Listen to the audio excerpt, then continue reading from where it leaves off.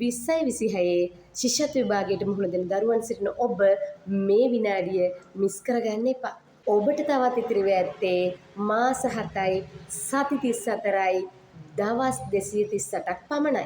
ඉහළ ලකුණකට යාමට ඔබේ දරුවා සූදානම් කළ යුත්තේ කෙසේද? අංක 1. ඔබගේ දරුවා පාඩම් කරන ස්ථානයේ ඉතාමත් හොඳින් පිළිවෙලකට සකස් කරගන්න. අංක 2. දරුවාගේ ඉලක්කය දරුවාට පෙනෙන ස්ථානයක ඇස්මානයේ අලවා තබා ගන්න. අංක 3. නිතරම කාලසටහනකට අනුව වැඩ කටයුතු කරන්න. අංක 4. ගුරුවරු අත්‍යවශ්‍යයි පවසා ඇති කරුණු ලොකු අකුරින් බිත්තියේ පෙනෙන තැනක අලවා තබා ගන්න. අංක 5.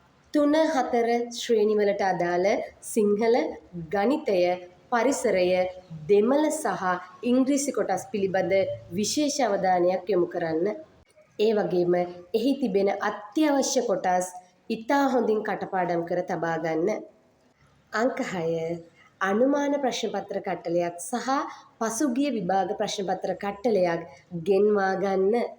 අංක 7.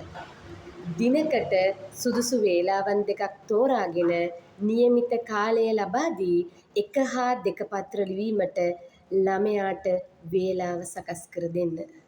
අංක 8. ප්‍රශ්න පත්‍රය ලිවීමේදී වැඩිහිටියන්ගේ සහාය ලබා ගැනීම සහ පොත්පත් බැලීමෙන් වැළකීමට පුරුදු කරන්න. අංක 9. ලියූ පිළිතුරු පරීක්ෂා කර ඒවායේ වැරදුණු තැන් නැවත නැවත දරුවා සමග සාකච්ඡා කරන්න. අංක 10. පරිසර තේමා 16ට අදාළව 3, 4, 5 ශ්‍රේණිවල පරිසර ප්‍රශ්න සකස් කරගන්න ඉතා කුඩා ප්‍රශ්න විදියට. ඒ දරුවාට දිනපතා එක් තේමාව බැගින් ප්‍රශ්නවලට උත්තර දීමට කාලය ලබා දෙන්න. අංක 12. වැඩ අඩුවෙන් කරන දරුවන්ගේ දෙමව්පියන්ද මේ ක්‍රමය අත්හදා බලන්න. අංක 13. වැදගත්ම කාරණය දරුවාට අනවශ්‍ය පීඩනයක් ලබා නොදෙන්න. මේ ක්‍රමය අත්හදා බලන්න.